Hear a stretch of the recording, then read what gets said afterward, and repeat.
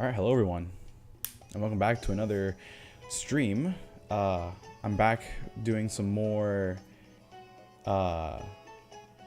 chain fishing, shiny hunting for some mega Pokemon. Last time out, I think I didn't get a shiny Pokemon. I only got it. I got a shiny Pokemon the first time I did this, so this is my third stream doing this. I don't know why I didn't, because I left to do some stuff. I can't remember what it was that I did. Maybe it was something to do with trading with Pokemon over into another game or something, but I don't know why I didn't save in front of the fishing spot. But I'm going to head back there now. But for anyone that hasn't been here, for the last couple of weeks, I've been doing some streams where I'm trying to shiny hunt for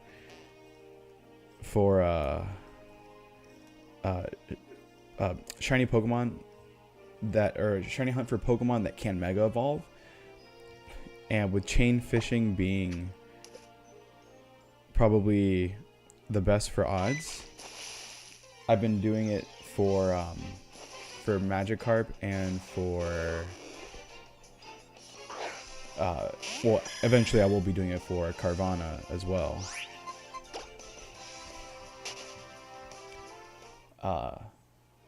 So that's what we'll be doing today. I'll probably just stream for like 3 hours. My goal right now for the Magikarp is to try to get one of each gender, or sorry, 2 of each gender, because one to keep as Magikarp and then, or one of each gender to keep as Magikarp and then one of each gender to evolve into Gyarados for the gender difference. And then those Gyarados would be able to Mega Evolve, essentially. Or use those to Mega Evolve for when Legend ZA comes out. Dude, two encounters in and I'm already breaking my streak. Or breaking my chain. Unbelievable. But yeah, so the goal today is to get 1 more male and 2 female Magikarp. Because the one that I got in the first stream was a male, so I just need 1 more of those, and then the other 2 being female, before moving on to Carvana. And here in this spot, since Magikarp is a 100% encounter rate for the old rod, it's going to make it a lot easier for me to guarantee that the shiny Pokemon that I'm going to get is going to be a Magikarp. Now, when I go into Carvana, it's going to be a different story, because I believe I need a good rod, and for the good rod encounters, Goldeen is 70% and Carvana is the other 30%. So there's a good chance that when I get to that point, I could phase for Goldeen. And the goal, of course, is to get 2 Carvana, for the living dex, of course.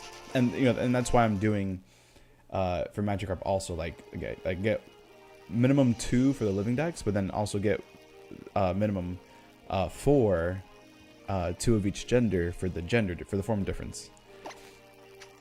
So in total, I'll have 4 Magikarp.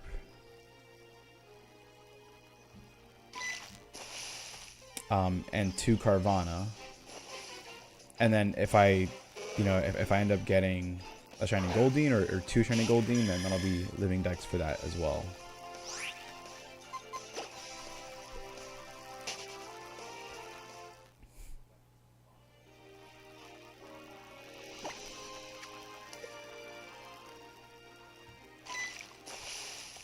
But we'll see what my luck is today, because I've had pretty bad luck recently with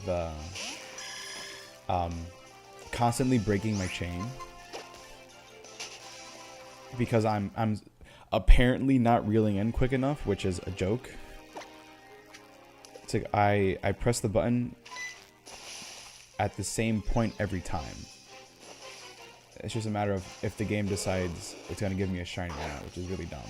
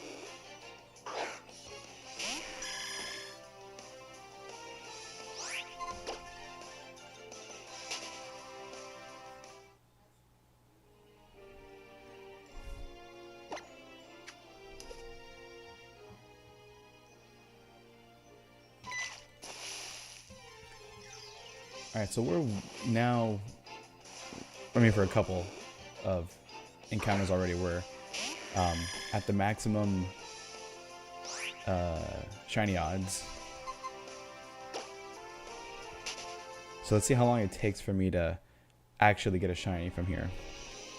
It took me 136 last time, but that was more because of a couple of broken chains. But let's see if I can maintain this for a little bit until a shiny appears.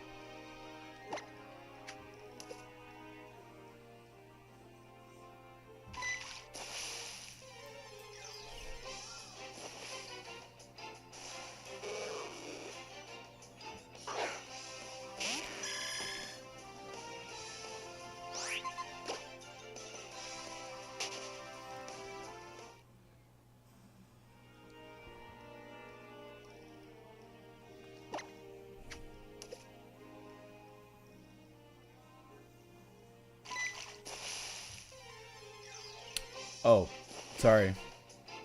I am so sorry for not looking at the chat. Oh, wait, what? Hold on. Whoa. Okay, first of all, what's up, Zabrader Spee? Zabrader Spy? Zabrader Spee? I don't know how you pronounce that. Sorry for not looking at the chat. But also we got a shiny.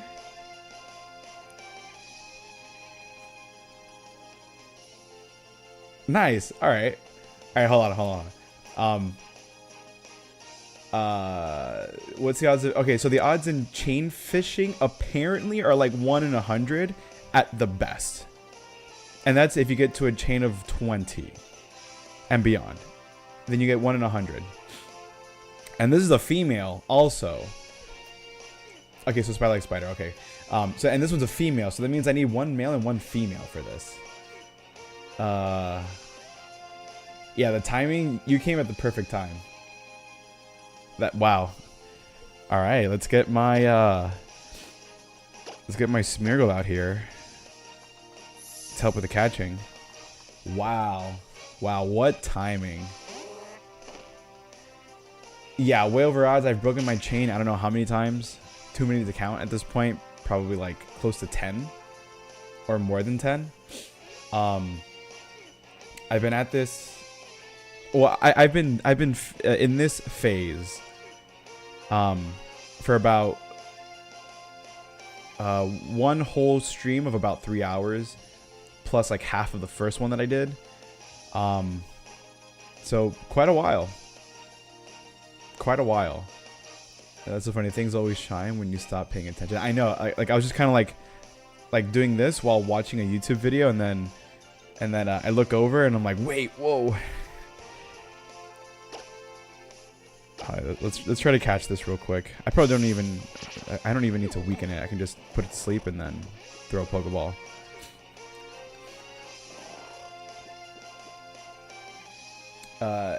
Gen 6 is goated. Hell yeah, it is. Welcome into the chat. Gen 6 is goated. Clearly Gen 6 is goated because it has some of the best shiny, the best shiny hunting methods in all of Pokemon, and it's very underappreciated. Like people that gave X and Y a lot of crap. Come on, because then Omega Ruby and Alpha Sapphire became some of the best games that Pokemon has ever made, and it's also part of the same generation that X and Y. Yeah, sure, X and Y was underwhelming in some aspects, like it was kind of easy, for example, and people didn't like the 3D sprites, or the 3D models, but at the same time, these games are great. I don't know why people complain about them so much. Like Gen 6 as a whole is such a great generation. We're at that point now where Gen 6 is nostalgic. Gen 6 is nostalgic. It's been over 11 years since X and Y came out. Just to put that into perspective. So we're hitting nostalgic territory, and with Legend ZA coming out, it's going to be probably close to 12. Chain fishing is really bonkers, and Auras. Auras is perfect. Yeah, chain fishing, really broken, but also just really good. I guess it's fine that because you have such a limited pool of Pokemon that you can fish for. It's an okay method. It's a pretty good method, whereas everything else you either have to do some sort of radar hunting or you have to do some sort of like either Masuda method or something else. But chain fishing is where it's at. That's where you'll get the best odds, hands down.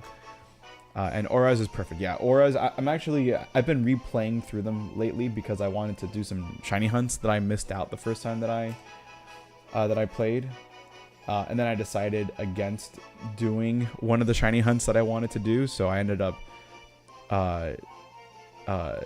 focusing that shiny hunt in Gen 3, which is for so in Auras you get the either Latios or Latias as a gift midway through the story, and my plan was to do soft reset hunts for those. But given that each reset takes about 3.5 minutes to 4 minutes, and you only get one encounter per game, it made no sense. So I think what I'm going to do is do that in Ruby and Sapphire. Not glitch my way, but hack my way to the to Southern Island by giving myself the Eon ticket and then sailing there. And then just do soft reset hunts in the original Ruby and Sapphire. And then for some, I'll probably do like what's it called? For some, I'll do RNG manipulation. So getting the seed of my game in Emerald, and then figuring out what my shiny frames are, and then just reset to do that. So that'd be my thing. I think I just don't like Lumiose because it's really big, busy, and generic looking, which disorients me. But ZA is absolutely going to make me love Lumiose, which kind of blew me away. I mean, Lumiose wasn't really that bad. I feel like, I mean, there's not a lot to do in the game to begin with. And it's not, I mean, I guess, I don't think it's that big, to be honest. You can find things relatively easy. I don't think there's really there, but you know, everyone has their own perspective on that. I just find it, I guess, because I've played through it, like played through these games a few times. I'm just used to it. I think someone had one of the best egg hatching paths ever. Yes. Now, you can do Route 7, but you can also do Central Lumiose around the Prism Tower. That's the best one. Also, GG on the carp catch. Oh yeah, that was easy, super easy. Yeah, like the best egg path. If you don't do Route 7, like if you don't make it to like back to Central Lumiose, then Route 7 is great. But if you do make it to Central Lumiose, then you can just go to the Prism Tower area and then hit left or right on the right, like on the right grid. Hit right, for example, and then just go in a circle with the bike, and you're good. And you just wait until it hatches, which is nice. I get lost. I mean, yeah, especially if you're trying to look for specific things. Like, I know there are some restaurants that give you, like there's this one cafe. It's a 3-star cafe that if you do the battles and you win with a certain number of like moves and whatnot, or a certain number of turns, then you can get balm mushrooms, I think, and then sell that for like a lot of money. Yeah, it's gonna cost you a lot of money to do the battle. I think it's like 100. Is it 100,000 Poké Dollars? But then you sell the bomb mushrooms and you make a little bit of profit from that. So, but finding specific finding specific stores to go into to get certain things, that could be confusing. But getting around, thankfully, through the main story anyway, you don't have to worry about getting around too much. Because the first time you go through, all you have to do is go to the professor's lab, then go meet Sierra, go meet Serena. There we go. Go meet Serena at the cafe, and then you go to Route 5 or 6, I think, which is not bad. And when you come back around, then it's just a matter of like turning off the or turning the power back on to Lumiose, doing the gym, and that's kind of it, really. So there's not a lot that you have to do story wise, but you do you still have to go through like at least the key points. All right, so let's take a look at this Magikarp here real quick. So I have one male, one female now. Let me update this.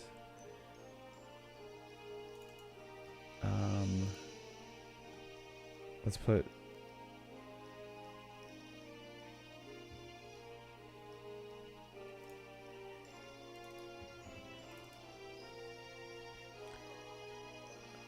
Let's see. Magikarp. This is a female one, so...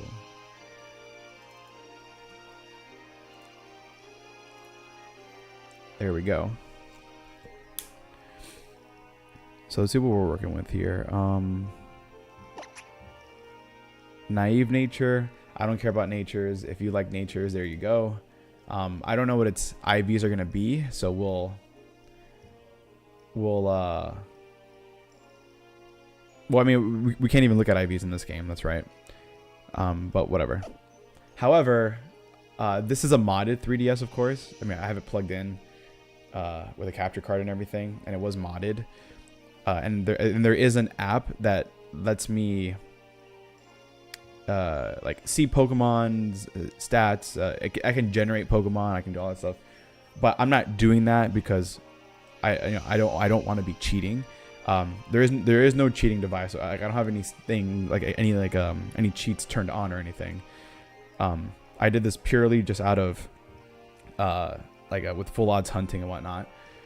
But I can look at the stats of this to see if it's even good. So, but yeah, that's awesome.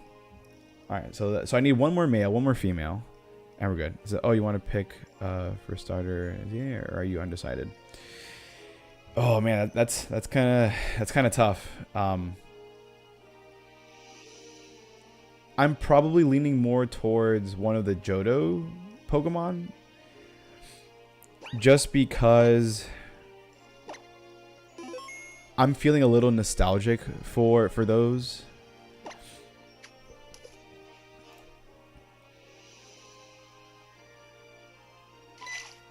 And I'm hoping that if they do give all of them a Mega, that Chikorita gets the justice that it deserves, and can actually become useful now. Because Chikorita, like, typically isn't that great of a Pokemon. So I'm hoping that its Mega makes it better. And I think Mega for Alligator would be pretty sick too. Tepig, I mean, Tepig is whatever. Emboar is whatever. I think if they do a Mega, I'm sure it'll be cool. Emboar is already a beefy Pokemon. It's a huge Pokemon. But I'm probably gonna lean more towards either Totodile or Chikorita. I don't know if we're gonna get the Megas revealed sometime before the game launches. Probably not, since in Legends Arceus the Megas were not actually revealed. Oh, no, sorry, not the Megas. The Hisuian forms of the final stages of the starters were not revealed, but they were part of that leak that came out like 2 days prior to the game launching. So I'm sure they'll do the same thing and not reveal the Megas, if they have Megas, until the very end, or you have to play the game to find out. It says generating a shiny whenever someone enters chat. Yeah, that seems to be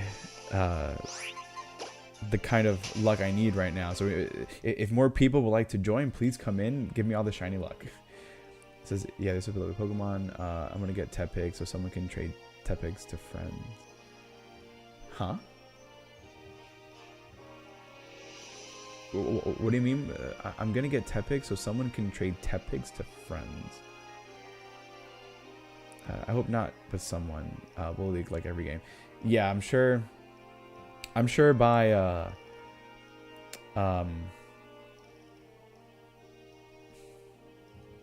maybe like within a week of the game launching, someone will leak something. Like someone who probably gets an early copy, like a review copy of the game, will probably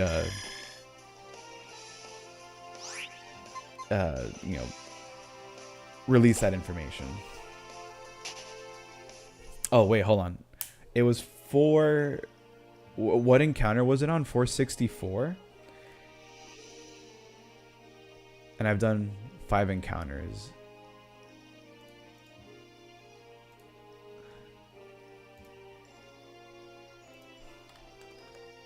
I've done 5 encounters.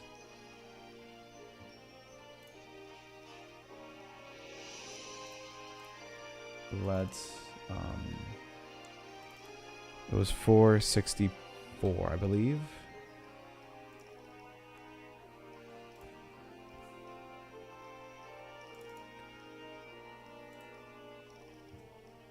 And then let's put the female one.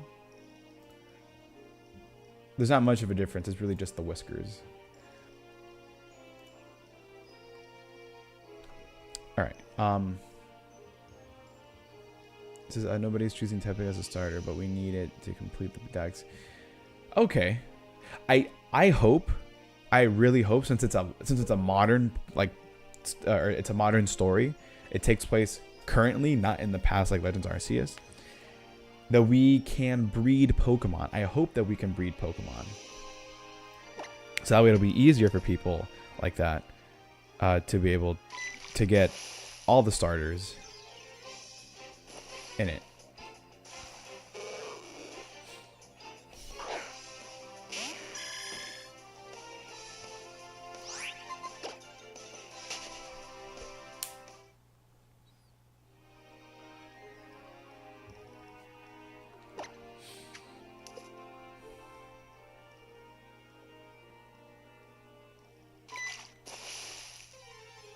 Let me know when the ad break is over.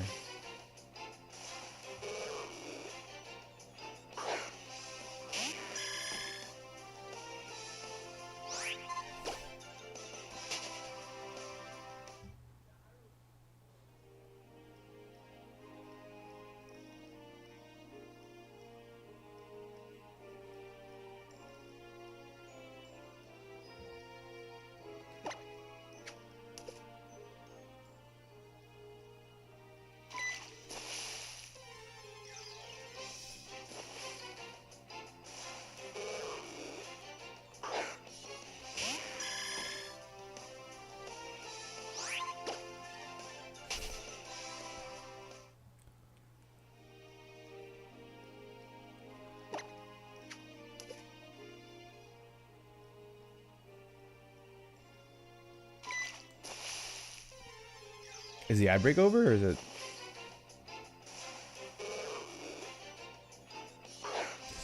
Is it still going? Okay, back. Okay, cool.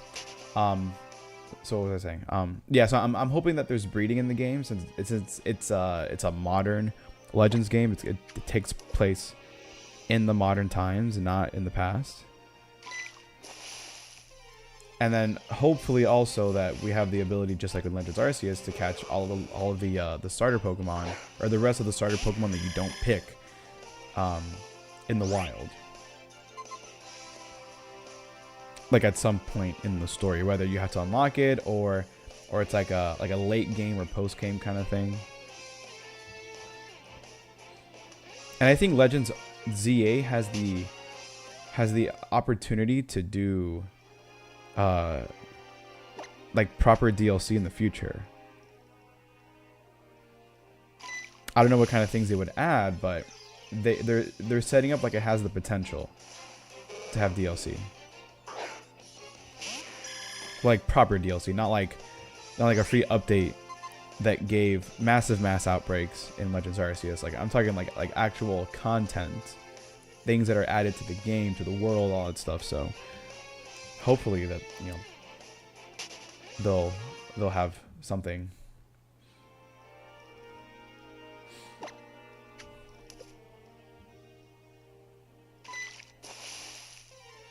Yeah, I feel like it'll have breeding, but I certainly miss the PLA approach of everything being available in the wild. That's also true. Because Legends Arceus makes it feel like the kind of dream Pokemon game that we want, where every Pokemon is available in the wild. We can just go out and catch it, not have to breed for certain things or not have to trade for certain things. Everything is available in that game, and ZA will no doubt be the same in that aspect, since it is only one version, not two versions like your Scarlet and your Violet, or your Sword and Shield, your X and Y, Black and White, etc. So everything's going to be in the game. To be fair, PLA could have easily had additional regions. They just decided not to really. Yeah, they could have. Well, I don't know what they could have added. Maybe the area in which the area that it's post game, you know, where you would like the battle resort, the battle area, the resort area, and the other place, I forgot what it's called, because that's where you also get Heatran. They put Heatran on the main island or the mainland of Hisui, but they could have maybe done that and added some more Pokemon, that sort of thing. Yeah, I'm so happy to have single version games. It's been needed for so long. And they could also do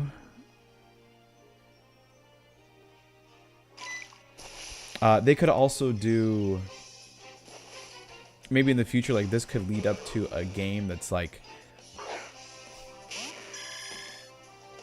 something that I wouldn't call it a live service game, but something along the lines of it's a game that receives updates like every few months, let's say like a couple times a year, where they add new areas, add new Pokemon, alongside releasing your typical like main series games and other side games and whatnot. But have a game where they can, you start somewhere, like you start in whatever region, as like the vanilla base game, and then over time they add updates that add new areas to the game, that add new Pokemon to the game. You can go to different regions, and that's what I mean by areas, but also like expansions to existing areas,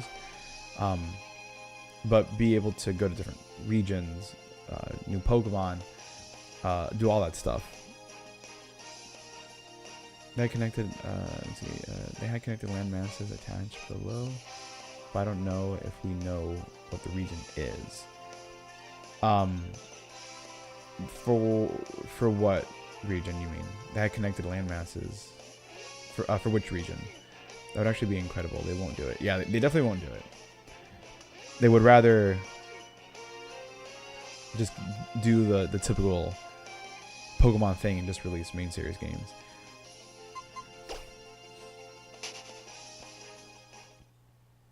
But something like that.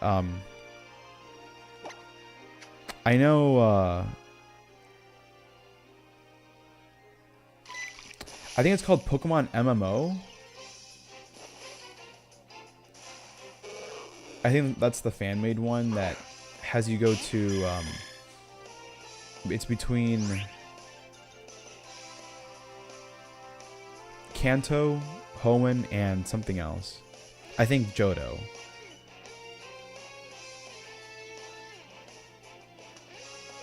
To the PLA map. It had clouds over connected parts of the map that anchored Sinnoh to other regions. I mean, possibly. But if they've never explored it before, it's not going to happen. It's kind of like how in Paldea, on the top right, there's like this huge cliff that people are saying, oh, since Paldea is like based off of Spain, to the northeast of that, it's France in real life. So, and Kalos is based on France. Therefore, it's supposed to be Kalos. So they're hiding it, blah, blah, blah, like all this stuff, right? It's kind of like that. Which I don't think they will ever, they will never make that connection. They'll never say, oh yeah, by the way, Kalos and Paldea totally border each other. They'll never do that. They've done it, of course, in the past with Johto and Kanto, but the way that they designed Johto and envisioned Johto to be, it was done on purpose. But I feel like no other regions right now have that ability, so they'll just never do it. They've never set up the lore to do that.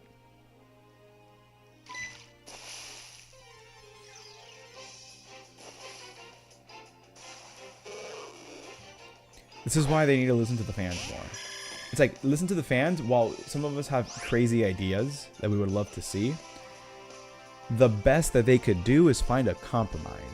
At least compromise. Like, there aren't a lot of game studios out there that actually listen to their fans, but when those studios do listen to their fans, it's always the best thing ever.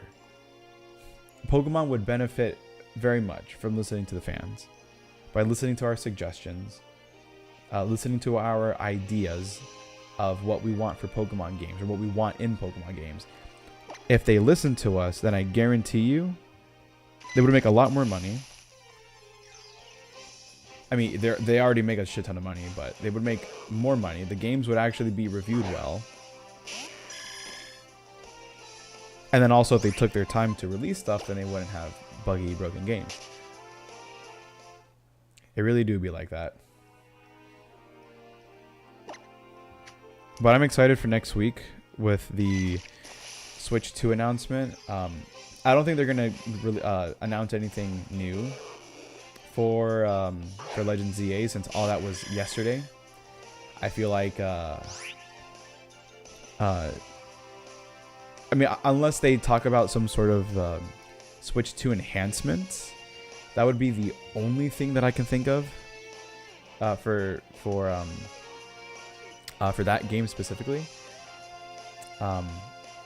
But I don't expect much Pokemon news, like actual news about the game, just or about like the content of the game, just more of, oh yeah, this is coming to Switch 2 and these are the benefits you get for playing it on Switch 2, that sort of thing.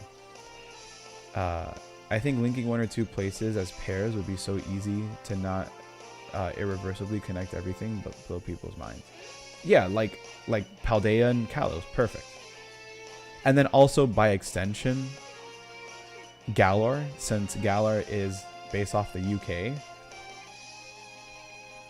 and it's close to France in real life, like Great Britain is close to Kalos, or close to France, so they could do that.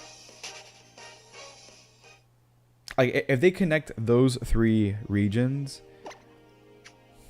in some like quote unquote live service game, or live service game, then I feel like people would really like that. But those are three regions from games that have been controversial in the past, so I don't know if that would be a good idea. I think people would be open to the idea, because again, we're at that point where Kalos is nostalgic, but you know, Paldea is not great. It's kind of boring. There's not a lot to do.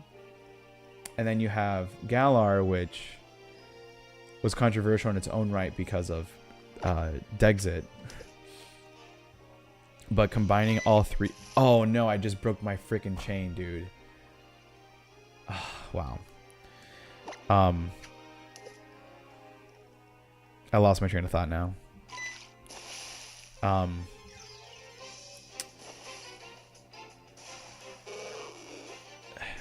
Well, anyway, yeah. I mean, they could do something like that along those lines. It says, given Pokemon Presents had nothing outside of ZA, I really don't think they should give any Pokemon announcements, or it's a bit divisive. But yeah, Scarlet and Violet performance upgrades on Switch 2 is something essential. I mean, look, they couldn't even do an enhance, or they couldn't release an update, like a patch to optimize the game better for Switch 1. They've had 2.5 years to do it. Has it been 2.5 years? Or it's been, yeah, it's been over 2 years, almost 2.5 years. It's been 2.5 years, and then they said they haven't patched it. Like, they're not gonna do it at this point. This is Odin, sorry, that's okay. Composed. What we were talking about was like connecting regions. Yeah. I mean, my thought was just that like they could do those three, since in real life, geographically, those three countries that those regions are based off of are close to each other, so they could do it. But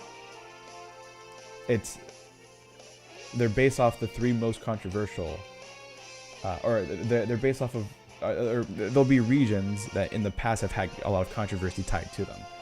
So, for different reasons. But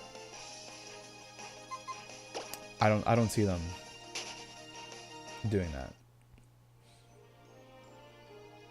I think just one massive game where every region up to this point exists in the same game would be awesome.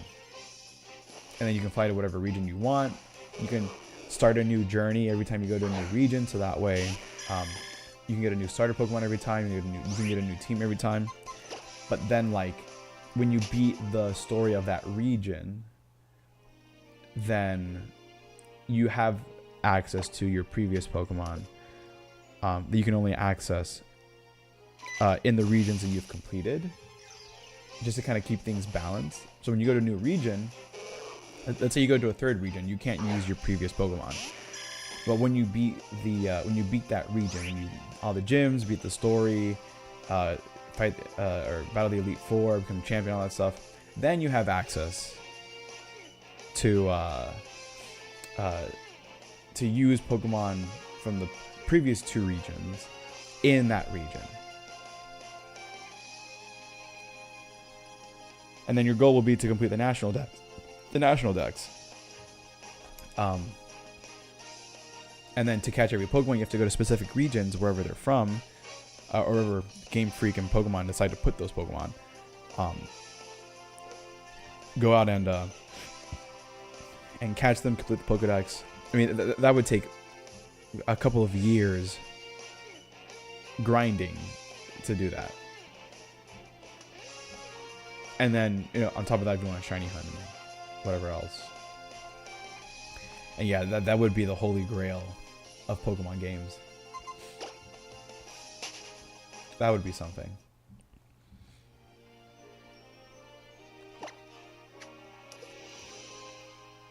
They could probably do that as a mobile game.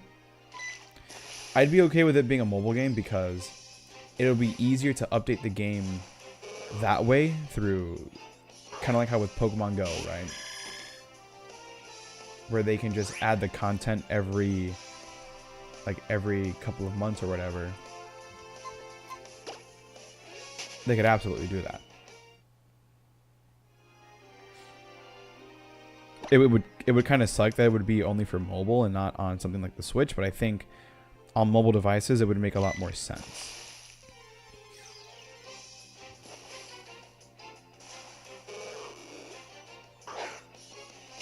But then again, you have games like No Man's Sky that exist where what the game was back in 2016 when it came out is nothing like what the game is now 9 years later. It's the same game, just so much has changed, so much has updated, so much content has been added. Pokemon can do that. They can do what No Man's Sky has done in the last 9 years with a game that has all of the regions and all the Pokemon and all that stuff, so it's doable. They just don't want to do it yet. To be fair, the majority of their games are mobile now. Yeah, I mean, I still have some that don't even exist anymore. Like, they're not in the App Store. Let me see. So I have so Masters EX, I have Unite, which I don't even play. I have Rumble, what's it called? Rumble.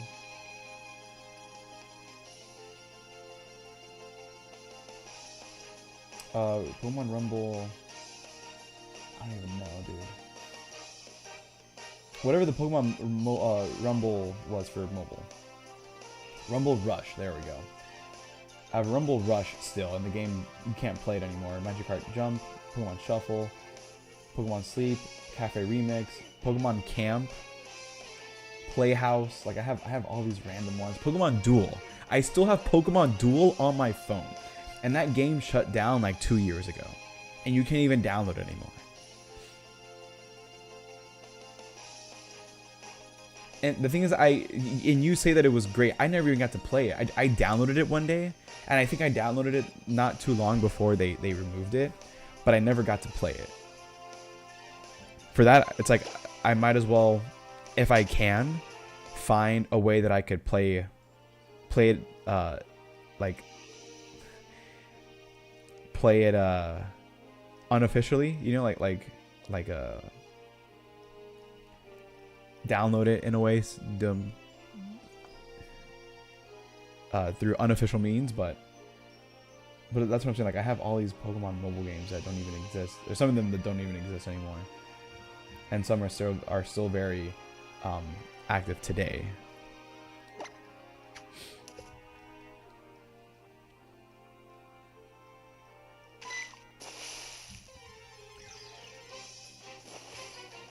But I see what you mean about the games being, a majority of them being mobile. I mean, you have that, you have Pokemon Go, you have Pokemon Home, not really a game, but TCG Pocket. So that's 1, 2, 3. Masters EX, that's 4. Unite is 5. I don't know if Magikarp Jump is still like available, but we'll do that. Pokemon Shuffle, Pokemon Sleep, Cafe Remix. That's 8 games. And on the Switch, the only game that's still receiving updates is Scarlet and Violet. So that tells you. Oh, Pokemon Pass. That was less of a game and more of a way to get event Pokemon if you went to like a GameStop or a Walmart or whatever. I used that one a few times for some event Pokemon, but now everything is just kind of given to you either through Pokemon Home or in game. Let's see, Pokemon would have to gatekeep it. With paid expansions, though, look, I don't mind paying for expansions so long as it's good and it's a reasonable price. Like paying $35 for the recent DLC, maybe a little bit steep. I would have paid maybe $20 for that. But so long as every expansion actually provides like good content, and each one is like 10 or 15 each is 10 to 15 bucks, I don't mind at all. They're much more greedy than the No Man's Sky devs. Yes, like Sean Murray from I forgot the name of the studio that does No Man's Sky.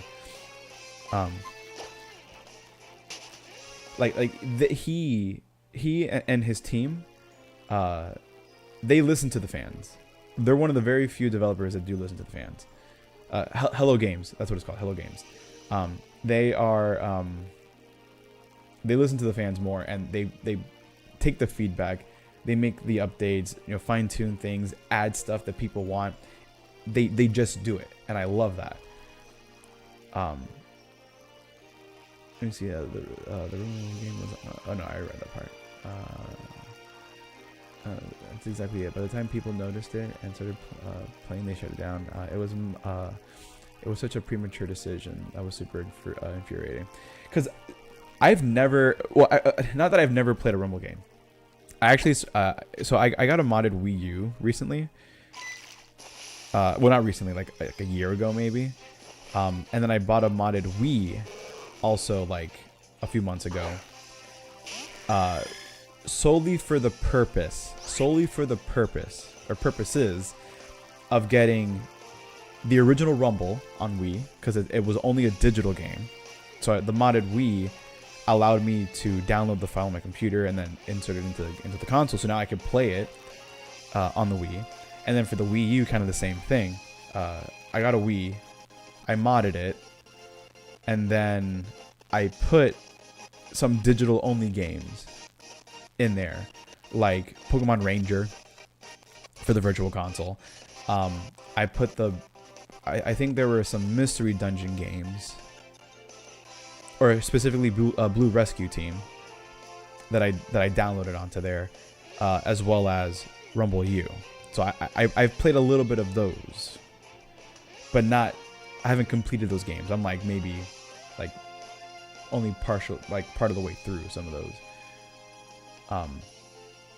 And so far they're fun. And the aspect of the original Rumble that I like is that you can shiny hunt. I've never participated in a Rumble weekend that Absol does on it does it every once in a while. I've never done it because I'm always working, but I would love to participate in a Rumble weekend and try to shiny hunt. I would love to do that.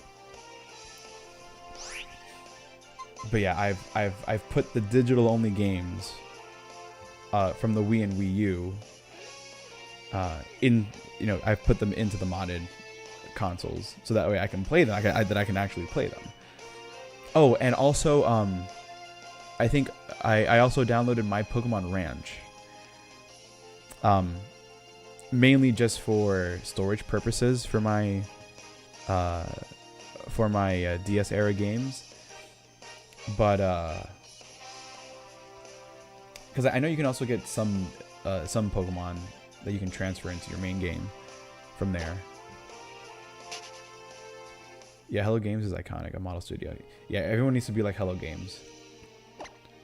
And I think I saw an announcement today that they just released another update for the game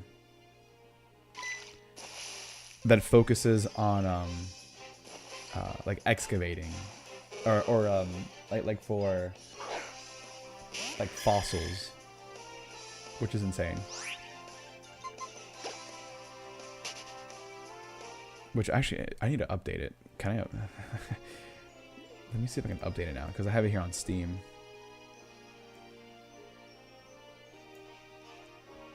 Ah, yes. No Man's Sky update queued.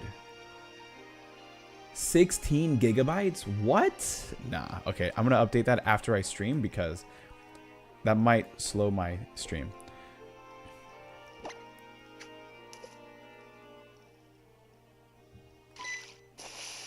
What was it?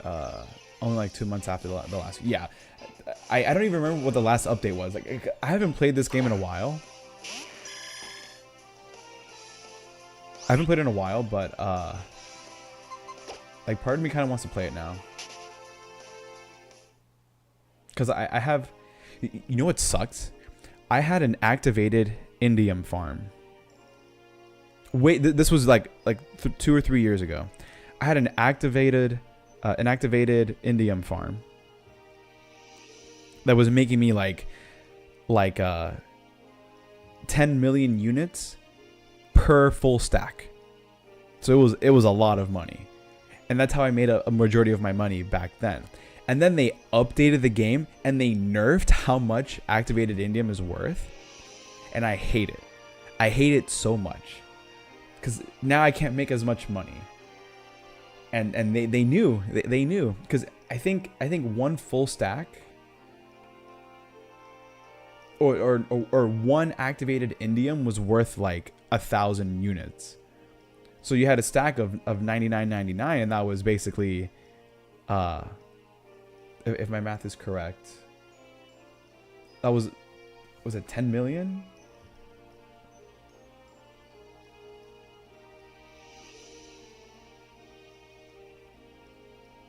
Yeah, basically 10 million.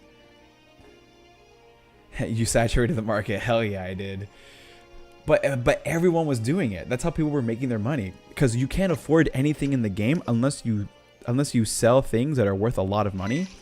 But then it's also impossible to get those items or to get enough of those items to sell a lot. Like back in the early versions of the game, like the first maybe year or two of the game, you can get those Gravitino orbs and sell them for a lot of money. But the risk was you get hunted by the Sentinels. Your wanted rating goes up to 3 stars minimum for taking Gravitino orbs. All to just go and sell them. Like you sell a handful of them, like 10 or 20 of them, and get like a couple million, which was great if you're if this is early game. But then when people started doing the resource farming with the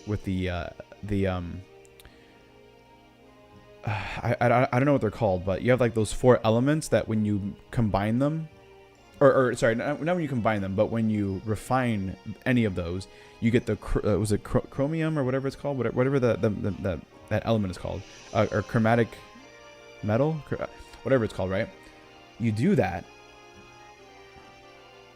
like those 4 elements, those 4 things, you can farm those, especially the activated ones, and make a shit ton of money. And Indian was the best one, so it was stupid.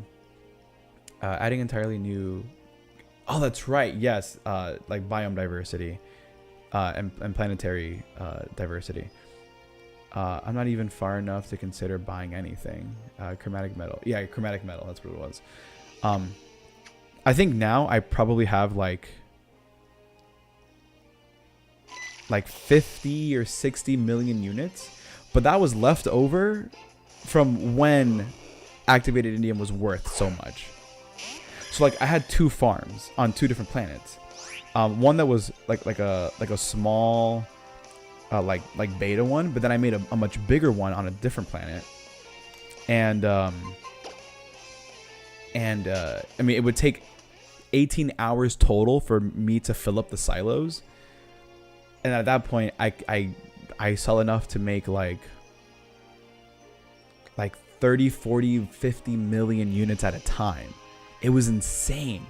It was actually insane. But now it's like the same farms are getting me only 10% of that. So I'm only making like 4, 5, 6 million per harvest. So it's really stupid. Yeah, I started the game. Oh, so you just started the game. You've never played the game before. That's insane. Good luck, man. I'm not even to this. I haven't even made it to the center of the galaxy yet. And I've been playing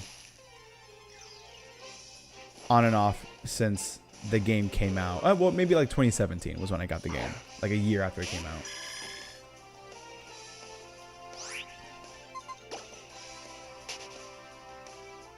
I'm sure if I played it, like 2-3 hours a day, I would have made it to the center of the galaxy by now. And I could have gone over to the neck. Oh, actually, no, I'm not going to say. I'm not going to spoil.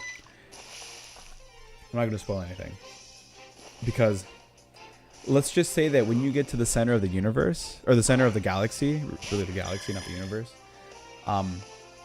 that's not the end. That is not the end. In fact,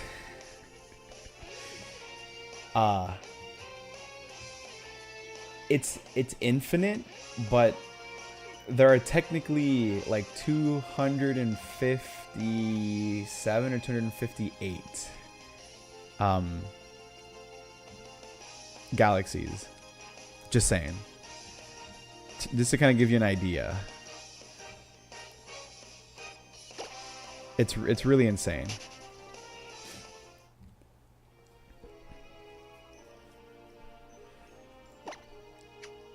Just like the idea of this game isn't. Oh my god! I just broke the chain. The idea, like the scale of this game is insane.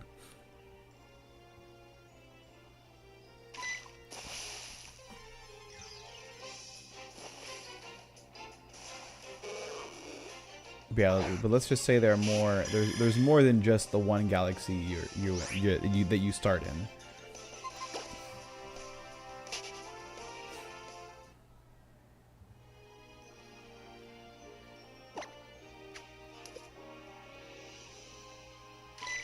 I feel like for me, that's the game plan. Like, if I ever get around to getting to the center of the galaxy,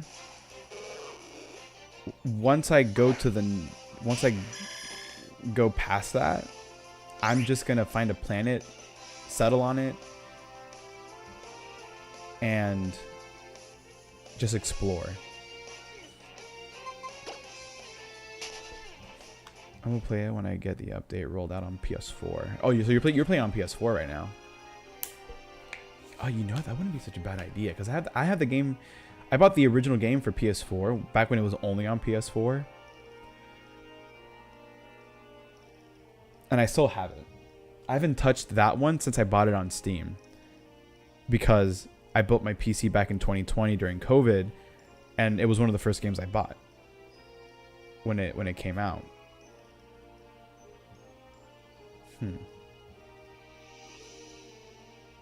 Because I wonder what it would be like if I were to pop it into my PS5, because I have a PS5.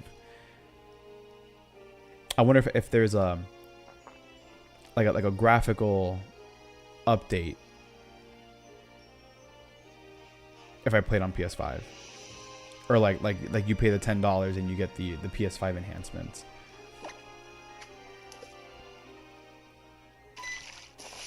But it's a great game, dude. Like it's great if you like games like that where it's, you know, like Minecraft. You're kind of just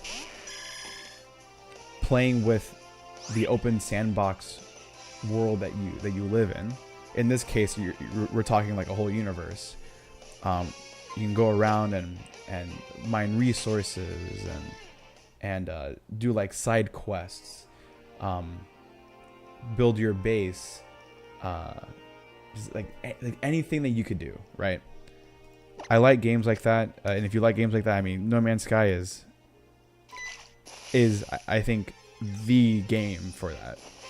Like Minecraft I would say was the original, or at least like the original modern version of that, and then No Man's Sky kind of took that and cranked it up to infinity because the game is literally endless.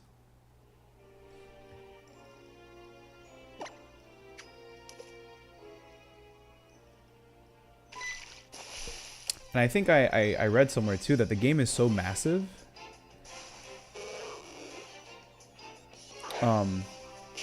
But the game is so massive that no one would be, or like with all the players playing the game, no one would be, or the game, like the planets and stuff, not everything will ever be discoverable. Even if every player today just continue to play the game until the game just doesn't exist anymore, the percentage of the world or of the game that will be discovered is basically zero. There's an achievement for Galaxy Center and permadeath. Yeah. If there's permadeath and then there's like an easy mode. Well, the game doesn't have difficulty settings, does it? I don't know if permadeath is a, or there is. There's a version. There are difficulties, but for different game modes. Like there's one where your resources are very limited. And then there's one that's more like a creative mode, basically, where you can just do what you want, and then have the resources on demand, like Minecraft has. It's crazy. Some people, or the PS4 looks great, so PS5 would be beautiful. PC probably wins, but you have options. Yeah, and ever since I upgraded my graphics card to a 4070,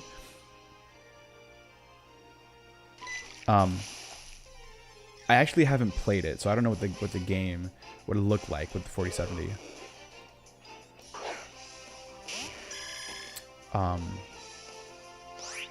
It's crazy. Some people are like, I'm bored after 15 hours, and it's like, are you insane? The gameplay loop is infinite. How are you stopping already? Some people have no curiosity.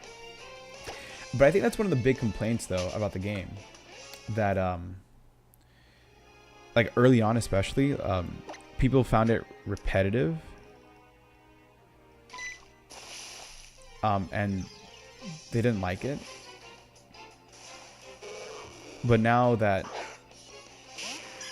there have been so many updates, it's like, you know, every I would say maybe every 3 months, every 3 to 4 months, you can expect an update that would add things to the game so that you can do more.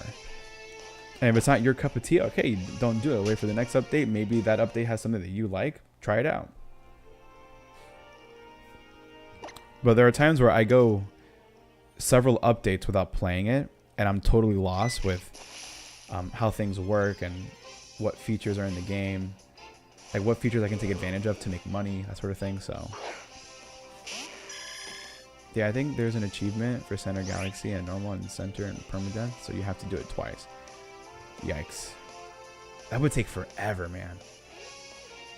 It's entirely a self-driven game, certainly. Yeah, it really is.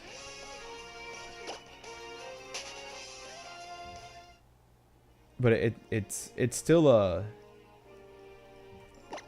it's a nice fun game to like relax and spend a few hours playing.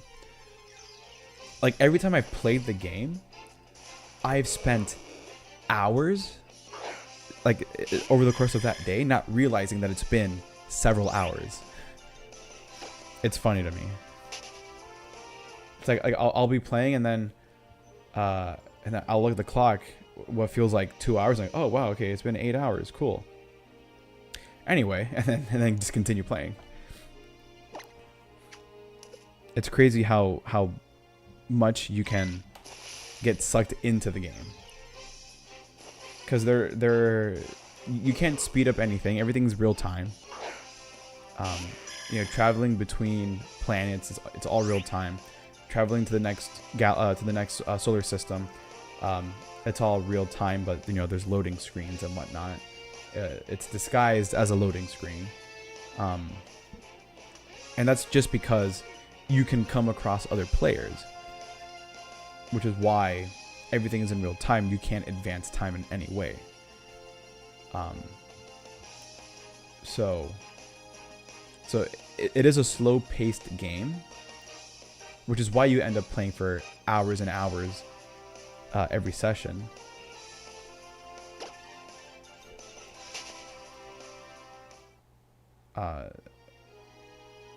So you end up getting lost in it. But if you're getting lost in it, then that's a good thing. Because you're enjoying the game in some aspect.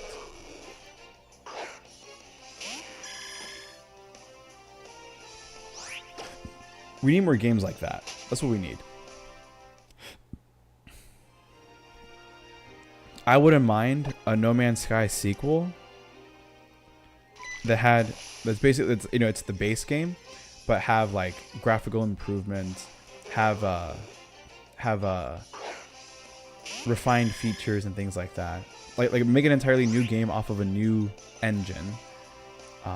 Improve on character animations and character models, things like that. I mean, they could do that with the current game, but I feel like a new game would kind of refresh everything, include a lot of the same features from the first game, bring it over, and then just continue from there. But if they haven't done it in 9 years, like, I don't expect for them to do a sequel anytime soon. I mean, hell, World of Warcraft. I've never played World of Warcraft. I've never played a single Warcraft game, period. But World of Warcraft came out over a decade ago. And then every year, like, a major update comes out. So instead of making sequels, like, instead of making a brand new game, it's a sequel to World of Warcraft, they're just updating the same game with new content and updated everything, and that's how they do that. No Man's Sky is basically turning into that.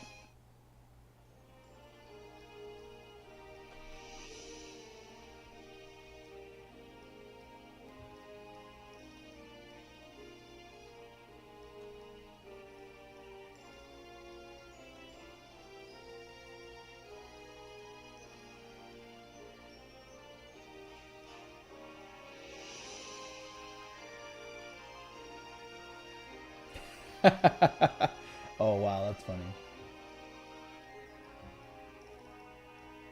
Wow. Side note, my one of my friends, he was on a flight and he said that that the guy next to him was watching Interstellar, and that my friend he said that I convinced him to watch it on a big screen, so he switched to D&D Honor Among Thieves. They told him how good it was in true IMAX. Like, yeah, dude, like, Interstellar, I want to see it in true IMAX, dude. I could go to Fort Lauderdale if I wanted to, but it's just so far away. And it's not even out right now. It says, yeah, for sure. When I was playing the first time, someone came by and I was like, I have no idea where X resource is. And they were like, I could tell you. I'm like, if I'm supposed to be lost, that's okay. I'm enjoying being lost. That's just kind of a telling. You should get used to, which is really unique. Yeah, because one of the things that the game doesn't tell you, of course, is where to find certain resources. So it encourages it encourages you to go explore, which is one of the 4 pillars of the game. Which I believe are the 4 pillars are like combat, trading, exploring, and something else. I forget what the 4th pillar is. Let me see.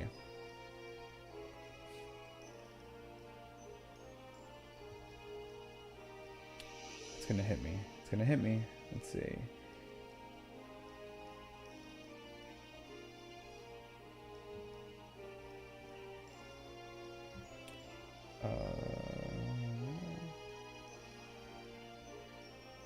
Okay, gameplay.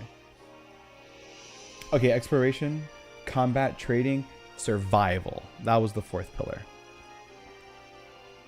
The 4th pillar is patting your pets on the head. Dude, I have a pet.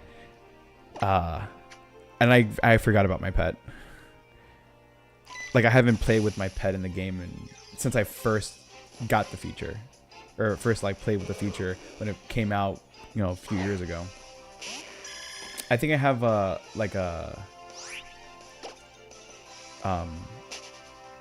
it's a mechanical, one of those biomechanical ones.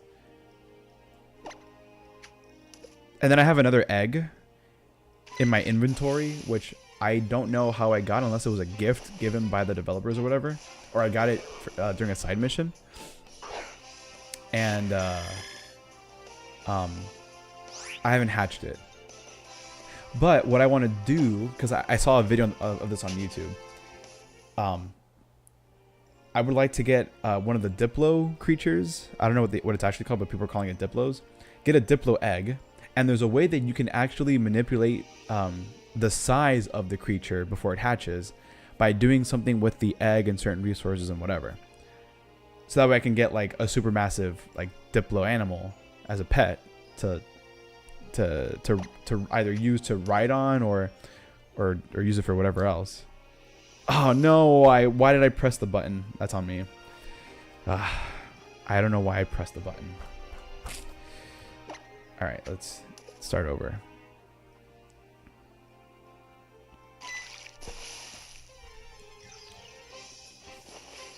Let's see. It's pretty rare. Yeah, like the Dibbles are pretty rare.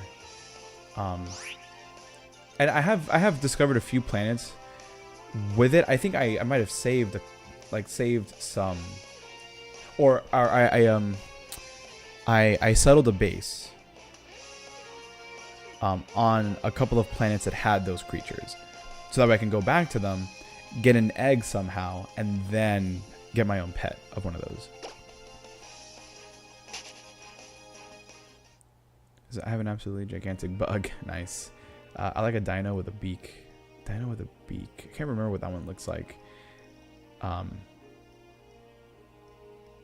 Like a smaller like bipedal one.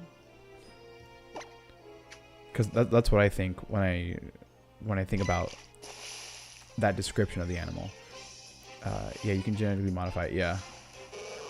You were so much better at chain fishing before you noticed me. No, I struggled a lot last stream. It was like every 10, every time I would get a chain of 10, I would break the chain, and then another 10, break it. Actually, the first stream I did of this 2 weeks ago, it was towards, oh my god, it was towards the end of my stream where,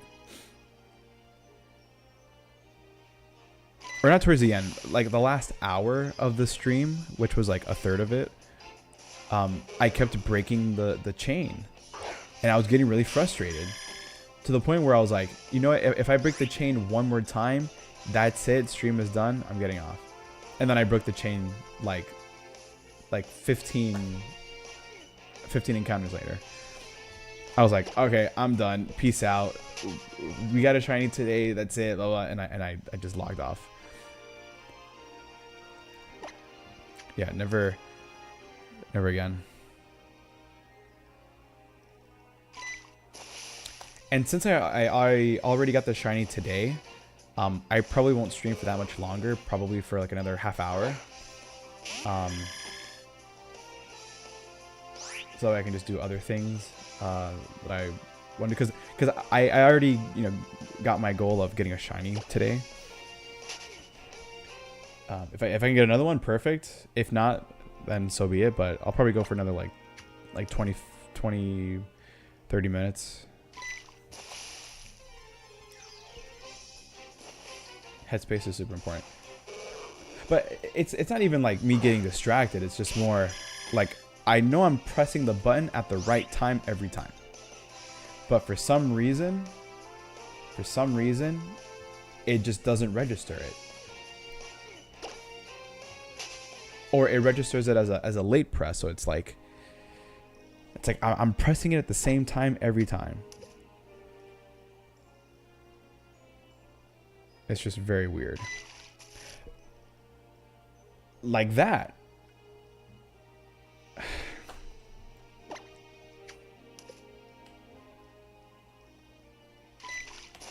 I almost missed it again. This is pretty sure I followed you through Tunerco?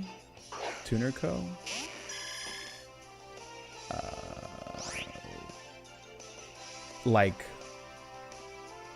what do you mean? Like from a stream raid, or probably because I know someone raided my stream before, and I got like 2 or 3 followers. I mean, out of like 5 or 6 viewers that came in. Maybe it was that.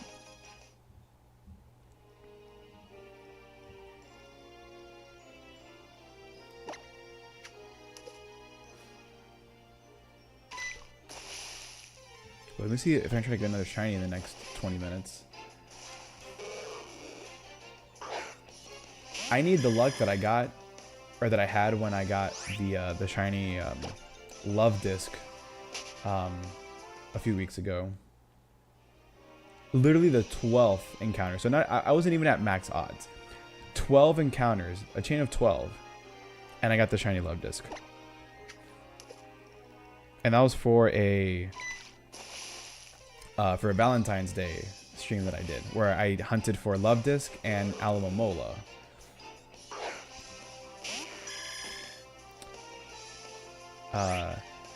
Elbor Lasher. Actually, I did get a shiny earlier today. So kind of good luck. But the fact that it took me 464 encounters is the problem. It shouldn't have taken me more than 200, if we're being honest. But yeah, I got a shiny earlier today, so that's good. Do you know many other streamers? I know a few. I mean, most of them I know because of YouTube, and I watch their content on YouTube, but I don't really catch them live. But I know some streamers. Depending on what kind of content, of course, that you're talking about, that they typically stream. If it's Pokemon, I know quite a few. Other streamers, I mean, there are some that are famous for just whatever they do, like Ninja, Pokemon. Even though people say Pokimane, but her name is Iman, so it's Pokemon.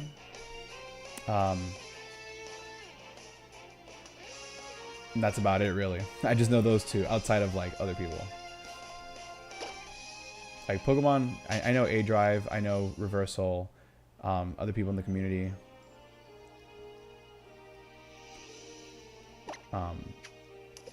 Oh, so you're trying to figure out how you found me. Got it, okay. That's good. Last stream, Had you heated over chain breaks? Yeah, man. Like, were you here for the one from last week or the first one from 2 weeks ago? Because if it was the first one, yeah, I got pretty heated because of just kept breaking the chain the last like hour that I streamed. It was ridiculous. And I've already broken my chain like 3 times in the last 15 minutes. So it's been brutal. It says, I don't really network with big streamers. It must be a small streamer. Probably. I mean, I don't know like big streamers, obviously. Like I just know them by name. I know of them. I don't know them. But I don't know who it would have been who you would have known to then come across mine. But, oh, last week? Yeah, last week I was also like getting frustrated with that too. I can't remember which one was worse. Last week getting frustrated or the week before getting frustrated with all the chain breaks. I feel like it was last week. It was worse. I don't know, I can't remember. But both sucked. My God. Speaking of.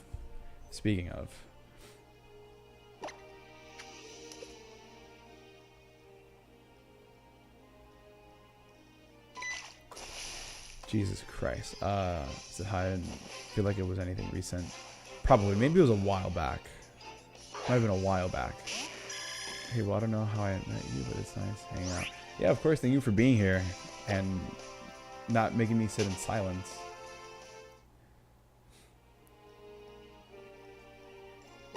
Because usually my streams are like pretty quiet. Like I have like a cousin that comes in here pretty much every other stream, and we'll chat and stuff. But it's always nice having like different people coming in every once in a while. So yeah, of course, thank you for being here. I try to stream twice a week, but lately and for the next like couple months, I'm only going to stream on Fridays because I want time on Tuesdays especially to record things for my YouTube channels. So that way those have some sort of content flowing. So I dedicate Tuesdays to recording and then Fridays for streaming. And then every other day I'm editing or doing other stuff. Or maybe also recording. So that's all good. Yeah, Twitch discoverability can be ass. I mean, I'm surprised that... I mean, when it comes to Twitch especially, I remember when I first started streaming back in 2020 during COVID, because I was like, oh, let me try something new, right? I had built my PC. I had some games that I got for free or for on the cheap. Between Steam and like Epic Games Store. I actually, the first game I think that I ever streamed was Batman Arkham Origins, and that was because I got it for free when they had the 75th anniversary sale on Epic Games Store. You had the Arkham trilogy, not including Origins, and like 3 Lego Batman games, all for free. 6 games for free. So Arkham City, or Arkham Asylum, Arkham City, Arkham Knight, all for free. And then the 3 Lego Batman games, all for free. I got them all. And then I bought Origins on Steam, which was like 20, 30 bucks, whatever it was. But I played Origins first, because I wanted to essentially beat the game and 100% the game and do all that stuff, which I never finished. And then I streamed other stuff in between, and then I just stopped streaming for like 3 years. And then I got back into streaming like late 2023 or like mid 2023. I played God of War. I played through all the God of War games, and I played other stuff thrown in there here and there. But it wasn't until I started playing Pokemon, I started streaming Pokemon, that I got a lot more followers, because that's what people wanted. Or at least that's I was attracting more people playing Pokemon games rather than playing the games that I want. But I still play the games that I want. I'll still stream some games every now and then, but I'll probably stick to streaming things that don't require a lot of like story-driven stuff, like recently I've been playing through the Uncharted games. I've been playing through The Last of Us Part 1 and Part 2. I never streamed all of it for like for The Last of Us anyway. Like I actually just beat the game, but I only streamed like the first 1/3 of the game. But then I recorded the rest. So like things like that. I feel like if I stream anything that's not Pokemon or not Nintendo, it's gonna be because I want to do something crazy stupid in one of those games. Like oh, I'm gonna do a platinum trophy challenge or the achievement challenge for for Xbox. They have achievements, but basically like do a thing where I play through a game, earning the trophies. Like instead of focusing on the game itself, focus on earning the trophies and achievements, depending on whatever platform I'm playing. And I think that's where I want to shift my focus to, because it changes every few weeks. Like okay, like I have this plan I can do Tuesdays and Fridays. Tuesdays I can stream like variety games.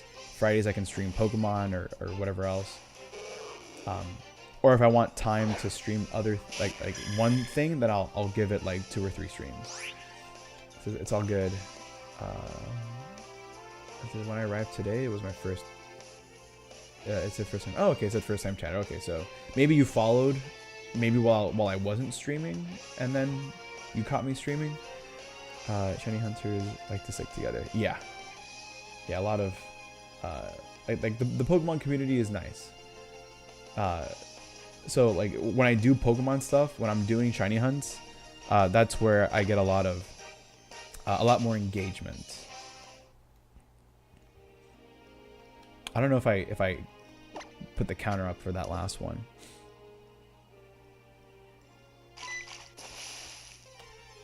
And then let me know when the ads are done.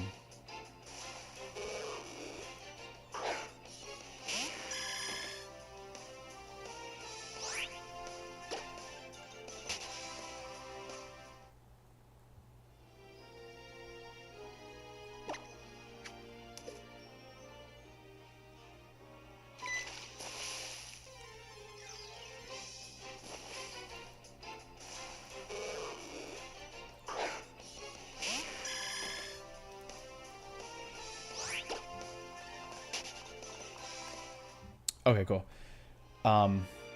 Yeah, so what I was saying is that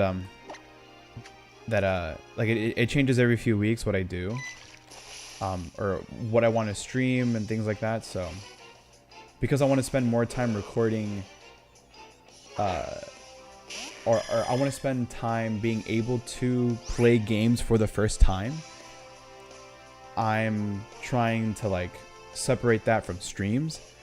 So that way I can spend like a whole day recording, instead of spending the whole day streaming, because it gives me time to like take a break if I need to. Whereas with streams, I have to like either end the stream and then come back on like half an hour later, or step away while the stream is still on, to take a break and then come back.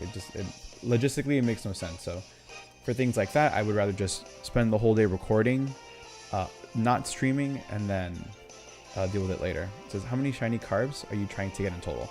So in total, I want to try to get like I want to get 4, but specifically 2 male and 2 female for the gender differences, and then 1 of each of those to evolve into Gyarados. So I'll have 1 male and 1 female Magikarp, and then 1 male and 1 female Gyarados, and then the Gyarados are meant to be transferred over into Pokemon Home, so that way those can be, well, actually all 4 of them actually, but the Gyarados specifically for when Legend ZA comes out, those will be to use for Mega evolving, or to have like a Mega Dex, a Mega Shiny Dex for those games. And then it'll be the same thing for Carvana, but in this case, since there's no gender difference, just preferably at least one male, because I just prefer male Pokemon. Have 2 shiny Carvana, one for Carvana, one for Sharpedo. But that'll be with a good rod. But that's a 30% encounter. But yeah, for the next few weeks, I'm just gonna focus on shiny hunting and just doing this sort of thing. But yeah, I've played so far, both on stream and not on stream, all the God of War games, like every single one of them, all 8 of them, from the PlayStation 2 era to now Ragnarok. And then I played the first Uncharted game. I'm gonna start playing Uncharted 2 pretty soon, probably next week. The Last of Us Part 1, and I just finished The Last of Us Part 2 the other day, or was it yesterday or the day before? No, sorry, it was the day before yesterday.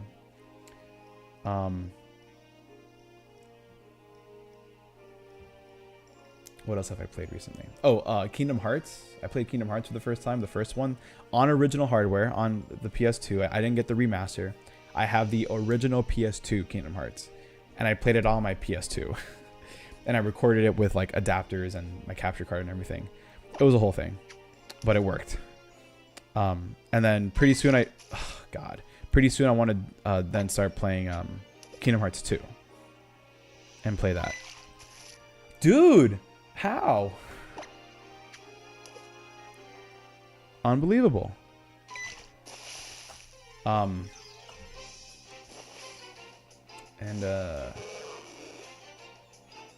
at some point I do want to jump into like some more Nintendo games, like I've never played Pokemon Coliseum. I bought it a few months ago off eBay. It was not cheap. It was like 150 bucks, whatever it was. I haven't played that. I want to play through that and do a playthrough of that on stream. And then once I do that, then eventually get Gale of Darkness, which is even more expensive. Not too much more expensive, but still, just as, if not a little bit more expensive. I'll play through that. I have the original Super Mario Sunshine that I also bought on eBay a few weeks ago. That I want to do a 100% challenge on. Because if you, my God, if you go to my YouTube channel, I do have 2 videos. Oh my God, I pressed the button early. I was like anticipating it. I have 2 videos where I played through both Mario Galaxy games, 100%ing those by collecting all of the stars, all the power stars and all the sunshines and all that stuff, right? Including all like any hidden stars, secret stars, whatever. I've done all that. I have I think they're like 20 minutes, 15-20 minutes each. So I did that. Next, I want to do that for Sunshine. I want to make a video where I 100% Sunshine. So all the stars, all the sunshines, all the blue coins and whatever other else you have to collect, like do all of that stuff. And then whatever, if the game has like secrets, then or like hidden stuff, then that too. And then I have a very ambitious project. I have a very ambitious project of doing another 100% challenge. But it's for Super Smash Bros. Melee. Now, if you've ever played Super Smash Bros. Melee, you know how brutally extensive this game is. There are so many things to unlock. So many secrets, so many things to collect, trophies, so many things to complete. You have the target target what's it called? Hit the target, whatever that mini game is called. To do that with all the characters, the home run contest with all the characters, the event match, or the event matches, the multi-man melees, all the trophies, all the stages, all the characters. Like there are so many things to unlock that that might take me a year to record, edit the video, write the script, all that stuff. Like I expect for that video to be like over an hour long by the time that I cut everything. I wouldn't show everything. I would just give like basically like summarize what I did, and then show clips of me doing things, and then other things that I'm throwing there as like bonuses, like doing a Giga Bowser encounter, like fight Giga Bowser in adventure mode. Like, you know, crazy stuff like that. Like that's what I want to work on too when it comes to Nintendo stuff. It's just that a lot of the stuff that I want to do with Nintendo specifically, they're mostly like either challenge videos or very rarely it's gonna be like a playthrough where it's like a story-driven game, like Metroid Prime. I just did Metroid Prime recently. I think all 6 videos. Oh my god! I think all 6 videos are on my channel already. So when I get to Metroid Prime 2, for example, then I would upload that as a playthrough instead of as a like, oh, I played Metroid Prime 2 for the first time, and then give you like a 10-minute video, 15-minute video on what happened and how it went and whatever. Like I would just show the actual moment, like the actual in real time reaction and playthrough of everything. And then eventually Metroid Prime 3, and then 4 whenever that one comes out later this year. So I'm looking forward to doing those. But aside from that, there aren't a lot of story-driven games for Nintendo where I can do that, like Metroid Prime. So that one's going to be like making Nintendo videos are going to be more challenging.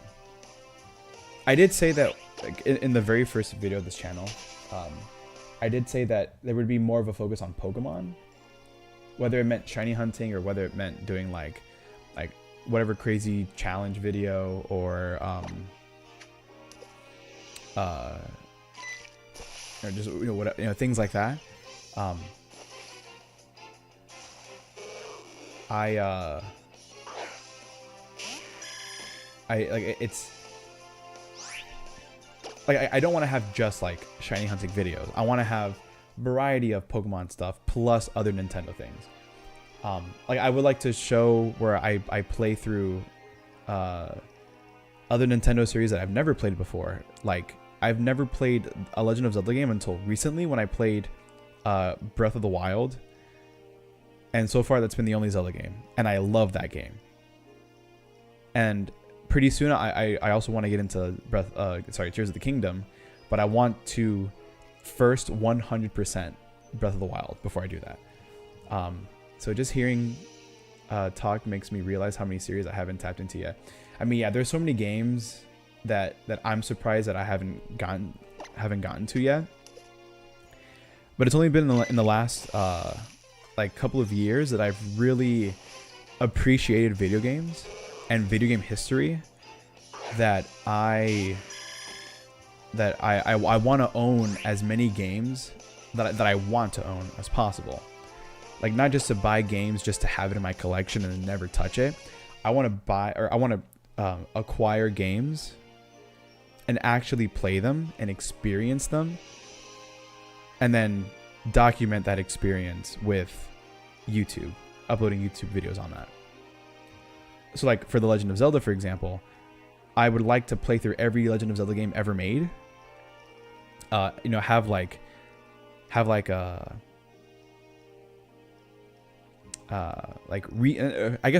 videos, but like a video where I talk about the game, my experience, and all this stuff. Upload it to YouTube, and then like have a separate video where after I play through all the games in a series, then do like a tier list, right? Like for extra content, right? Like those are the kind of ideas that I have that I would like to do. Now there are some of those franchises where I actually want to play through the game and do a challenge, like fully complete the game. As an example, Mario Kart. I've only ever played 4 Mario Kart games in my life. Those being Double Dash, which was the first Mario Kart game that I've ever owned, and I still have it to this day, of course. Double Dash, Mario Kart DS that I also own, Mario Kart 7 that I own, and then Mario Kart 8 and 8 Deluxe that I own. 8 for the Wii U and then Deluxe for the Switch. I want to do a challenge video where I play through each game, like do separate videos on each one, play through all of the ones that I both don't own and own. So I have to get the original one that came out on the SNES, and then I have the N64 one. I haven't played it yet, or I haven't like actually sat down and played it, but I do have the N64 one. So that'll be something to come later on. So acquire all of the games, all the Mario Kart games that I don't own, play through each one of them in order, complete the games, like 100% everything, have videos on those, and then do like a ranking or tier list or whatever. Like, those are the ideas that I have. It's a lot of work. It's going to take a lot of time, but that's what I want to do. Those are the plans. That, and of course, along with other games outside of Nintendo that I want to play. I've never played The Last of Us or The Last of Us Part 2 until recently. I knew about the story of The Last of Us Part 1, but I just never played the game for myself. So I got the remastered version, which is The Last of Us Part 1. I got it maybe like a year ago, and I never touched it. And I was waiting until I wanted to stream it to play it, and I did that. And it's still one of the best stories in video game history ever told. Can't tell me otherwise. And then I just finished Last of Us Part 2. Never knew any part of the story except for when a certain character dies. And that was like one of the best games ever. Also, like one of the best stories ever. It's insane. So having done that for the first time, having done Uncharted 1 for the first time, I want to do Horizon, so Zero Dawn and Forbidden West. Eventually I want to get to those. I want to play through all the Assassin's Creed games and do like videos on those. There's just so much to do. There's so much to play. Like, I don't know how many I can get through this year alone, but most of those games are going to be on my second YouTube channel, which is above me, the one that's directly above the chat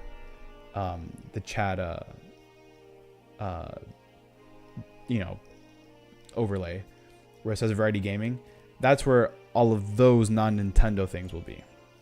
Because I plan on doing something similar with the whole Persona series. I've never played it, but the OSTs I've heard are so damn good. I have to play them all. I've never played a Persona game. The only thing I know of Persona is Joker from Smash Ultimate. That's it. But I mean, are those games that you recommend like for anyone to get into? Like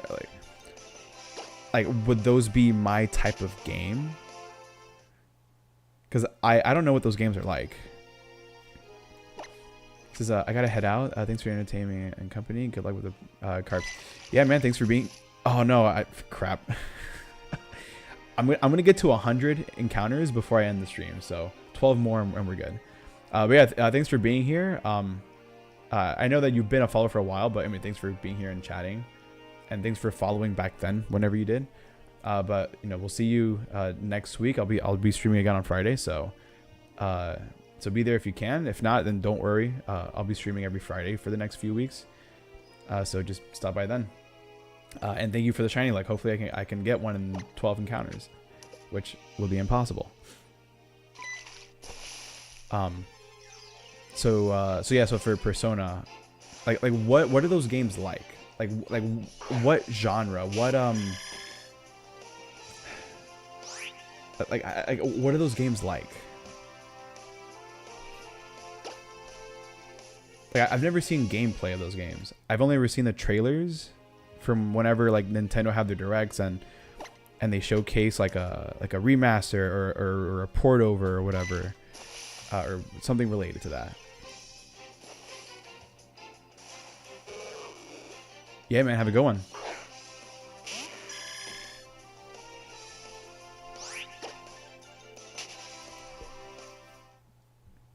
Oh, and there's something else too.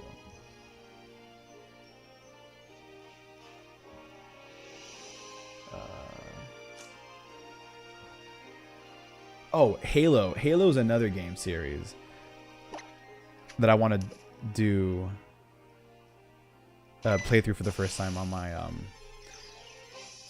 my variety channel. I don't know enough to recommend or not, but what I do know is it's turn-based, similar to, oh, okay, so it's a turn-based strategy, kind of like a Fire Emblem or Final Fantasy, like early Final Fantasy,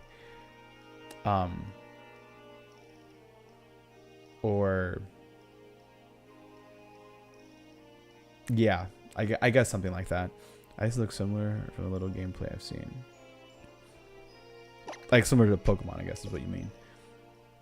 But turn-based, yeah, like when I think turn-based strategy, I think of Final Fantasies, I think of your Fire Emblems, things like that. I mean, Pokemon is a turn-based strategy game, but it's not like how Fire Emblem or Final Fantasy would look like. If you make, or if you get what I'm trying to say, like it's like a chessboard kind of thing, and moving your characters to a certain spot and attacking or defending or whatever. Like that's what I picture like your typical turn-based RPG. Whereas Pokemon is like you know, two creatures. You have your attack, defense, speed, things like that, and health. But you don't have to move your character. You don't have to move the Pokemon. They just stand in one spot, and if you're faster, you attack first. If not, you attack second. And then you can manipulate all that stuff. But I'm thinking more Final Fantasy or Fire Emblem, sort of turn-based.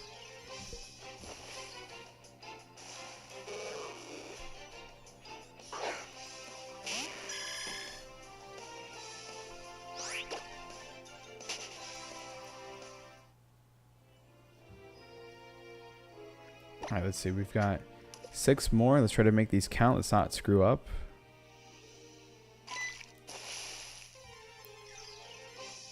Because after this, I will be logging off. It says, I'm not tapped into the ones you're talking about. So yeah, I couldn't draw the in person. I wonder then.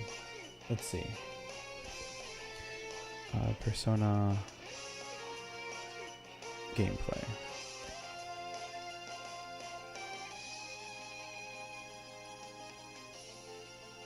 Okay, yeah, based off the screenshots, it does look like... Actually, if you've played or seen gameplay of Pokemon Masters EX, that's what it kind of looks like. Like you have you and maybe like a couple of allies, and you're facing against like 2 or 3 opponents, and you take turns like attacking, or like you select the character and you have them attack one of the other characters, and then like that's what it looks like from some of these screenshots. So it's more that. It's more, or no. No, never mind. That was a horrible screenshot.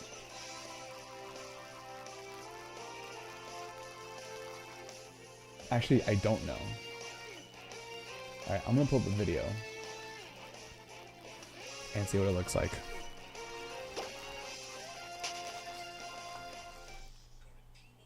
There's an ad playing, so I'm gonna wait for that to finish.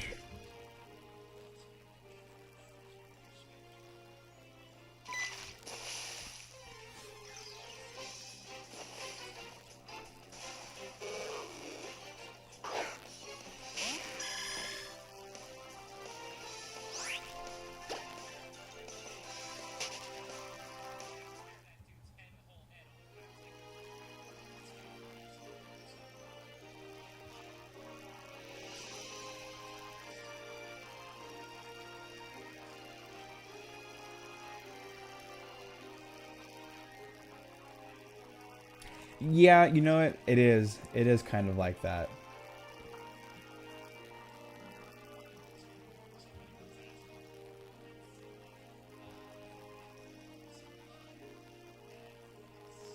And this is Persona 5 specifically, so. But yeah, it does.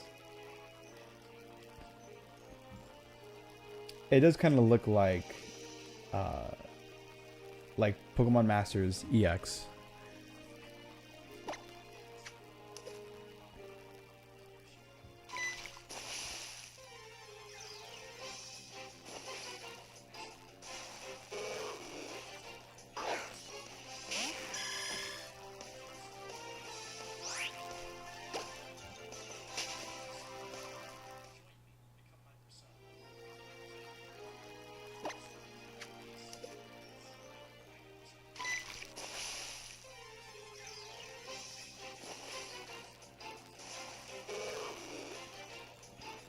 But I do like the art style.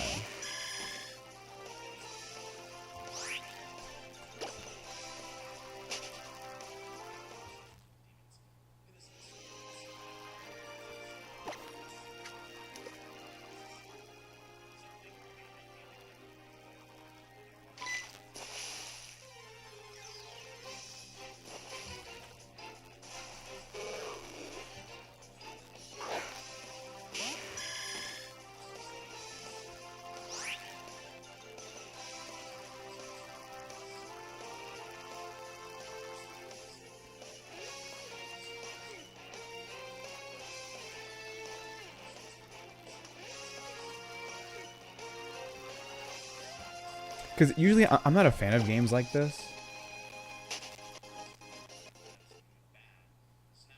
Like just in like, oh, not that I'm not a fan. I've never played games like this, so I don't have like many opinions on it, and my interest is not that high.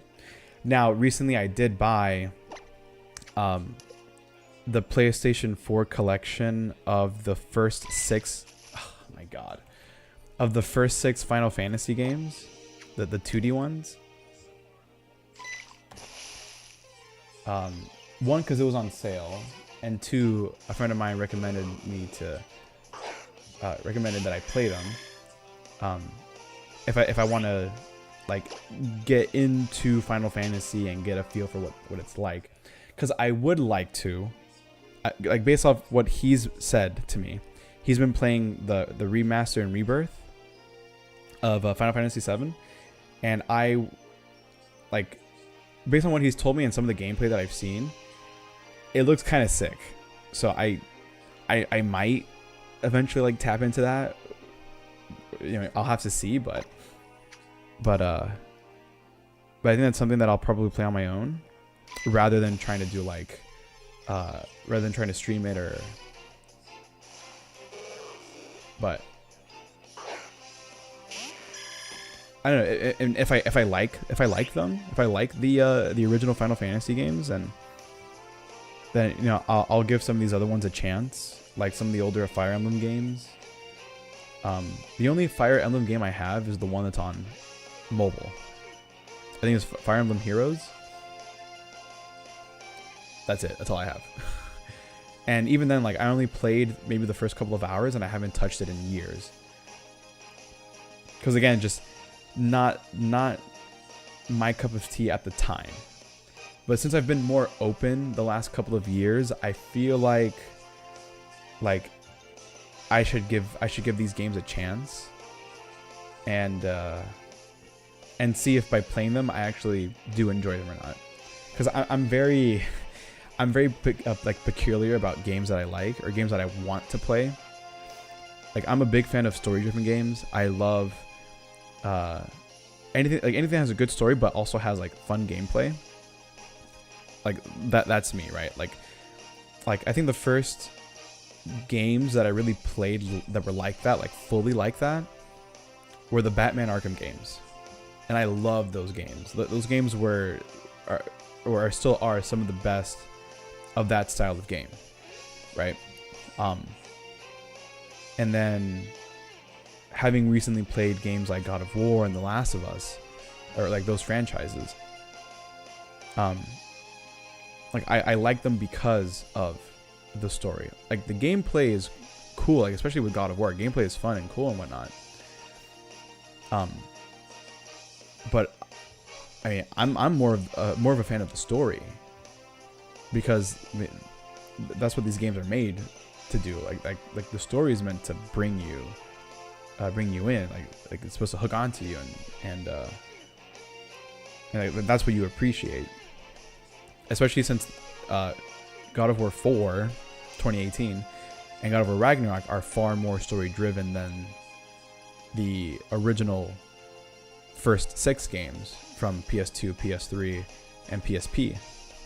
The Last of Us, again, like majority of it is story, and then the rest of it is like stealth and some combat and whatnot.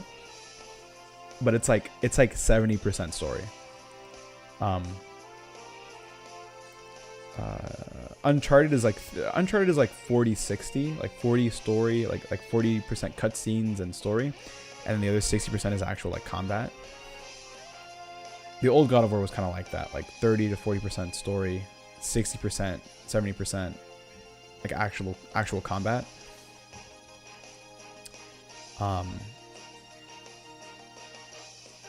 And then I have like off that like Pokemon, 3D Mario games, like I don't have a lot of the Mario platformers. Like I own some. I have the one. I think I have the one for DS, but I can't remember. I have the one. I have New Super Mario Brothers for Wii. New Super Mario Brothers U for Wii U, and then New Super Luigi Brother. Wait, is it Super Luigi Bros? Yeah, for Wii U also. I have those, and just haven't played them, or I haven't played them much. But I do have like my types of games that I like. So anything story driven, that's typically what I lean more towards, like single player story driven stuff. You will never catch me playing Call of Duty or Battlefield or anything of that sort. You'll never see me play games like Destiny or Overwatch. I hear Marvel Rivals is good. I just haven't played it. I might play it, but if I haven't played it by now, I probably won't for a while. But that's kind of all that I can think of. You'll never catch me play those games. And like I said, like these JRPG style games like Final Fantasy and Persona and Fire Emblem, like I've never played them, but I am open to doing that. And then on top of that, I also just play a lot of racing games. So Forza, I own every Forza game ever made from the original Xbox to now. I have every Formula 1 game from 2012 to now. Some MotoGP games. I have the 2 most recent Gran Turismo games, which I prefer Forza over Gran Turismo. Just like more in terms of like how the cars handle, how the game plays and everything. I prefer how Forza feels, how the cars feel, how the gameplay feels in Forza over. And Forza Motorsport, not Forza Horizon. Forza Horizon is fun, but it uses a different like gaming engine, or a different like a physics engine for the cars compared to Forza Motorsport. But Forza Motorsport, that one is, I prefer that over Gran Turismo. And then that's about it really. And then some arcade style ones like Mario Kart and Smash Bros and things like that. Like I own those games or games like that. But a majority of what I like is single player story driven games. Like that's what I like. So a lot of that will be on my variety channel. I've been uploading Uncharted recently, so those you can follow me there. You'll see them uploading, and then after that I'll be uploading my Last of Us Part 2 while also trying to record Uncharted Among Thieves. I almost forgot what it was. I almost said something else. Among Thieves is number 2. So that I'll be recording soon. Try to play through those as quickly as I can.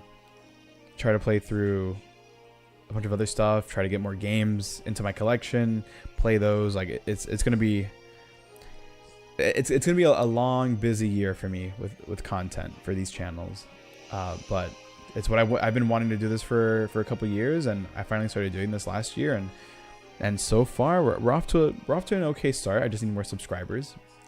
For whatever reason, I have like almost 200 views on one video of one of my The Last of Us playthroughs. The Last of Us Part 1, Part 5 of my playthrough has 159 views, but I still have like 11 subscribers. No, sorry, 7 subscribers. 11 is on my Nintendo one.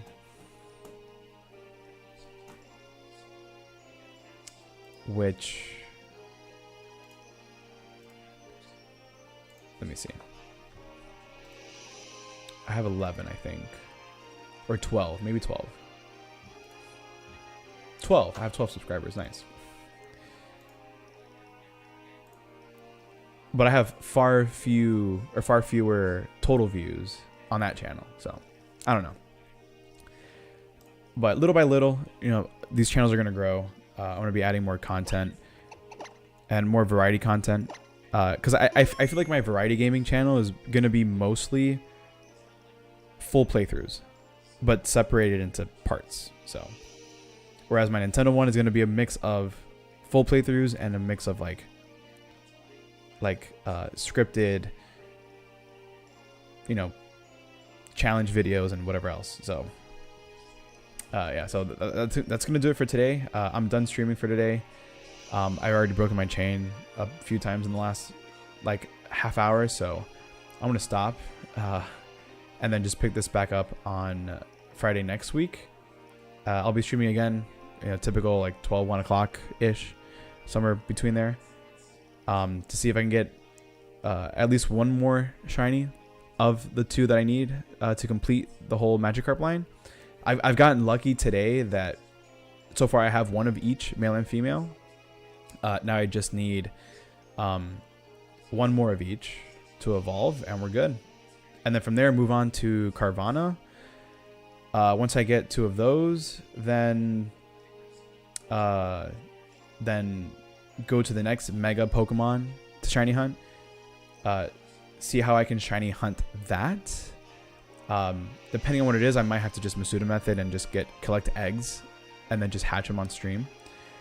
But we'll see what happens, and that or do like a radar hunt or Dex Nav hunting in Oraz, but we'll see. It's gonna depend. But that'll be for the next few weeks once I get to that point. Aside from that, be sure to follow if you haven't already. If you're watching this as a VOD, give me a follow both on Twitch and on my YouTube channels, depending on what kind of content you want, and then look forward to when I stream again and when I upload again. So thank you for being here, Labor Lasher. Is it Elbor or Labor Elbor Lasher? Thanks for being here, and then of course to what I think is I'm seeing it as Zebrader Spy, but I think it's Zebra Der Spy, like Spider Zebra, but like rearranged. Zebra Der Spy. Thanks for being here also, and then Gen 6 is goated for following me earlier. And I'll see you guys here next week for more shiny hunting, more golden carp hunting, fishing. We'll see how that goes. So enjoy the rest of your weekend and your week, and I'll see you guys then.